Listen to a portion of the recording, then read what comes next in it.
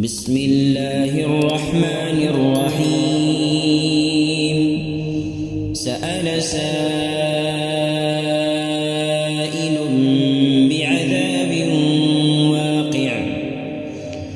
للكافرين ليس له دافع من الله ذي المعارج. تعرج الملائكة والروح إليه في يوم كان مقداره 50,000 سنة فاصبر صبرا جميلا إنهم يرونه بعيدا ونراه قريبا يوم تكون السماء كالمهل وتكون الجبال كالعهن ولا يسأل حميم حميما يبصرونهم يود المجرم لو يفتدي من عذاب يومئذ ببنيه وصاحبته وأخيه وفصيلته التي تؤميه ومن في الأرض جميعا ثم ينجيه كلا إنها لظى نزاعة للشوى تدعو من أدبر وتولى وجمع فأوعى إن الإنسان خلق هلوعا إذا مسه الشر جزوعا وإذا مسه الخير منوعا إلا المصلين الذين هم على صلاتهم دائمون والذين في أموالهم حق معلوم للسائل والمحروم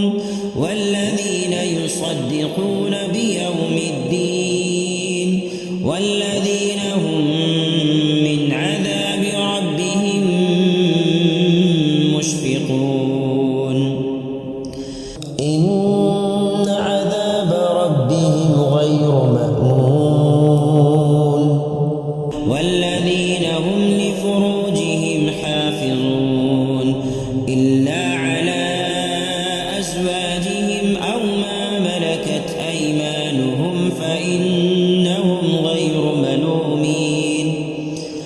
فمن ابتغى وراء ذلك فأولئك هم العادون والذين هم لأماناتهم وعهدهم راعون والذين هم بشهاداتهم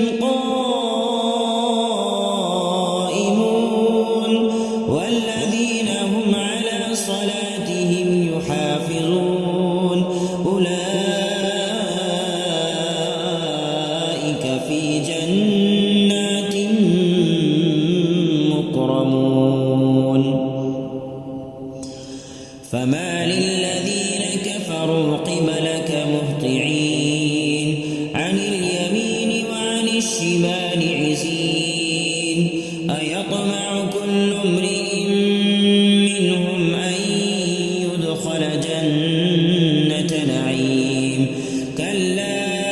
إنا خلقناهم مما يعلمون فلا أقسم برب المشارق والمغارب إنا لقادرون على أن نبدل خيرا منهم وما نحن بمسبوقين فذرهم يخوضوا ويلعبوا حتى يلاقوا يومهم الذي يوعدون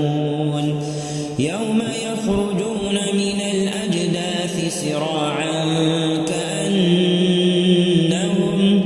كأنهم إلى نصب يوفضون ترهقهم ذلة ذلك اليوم الذي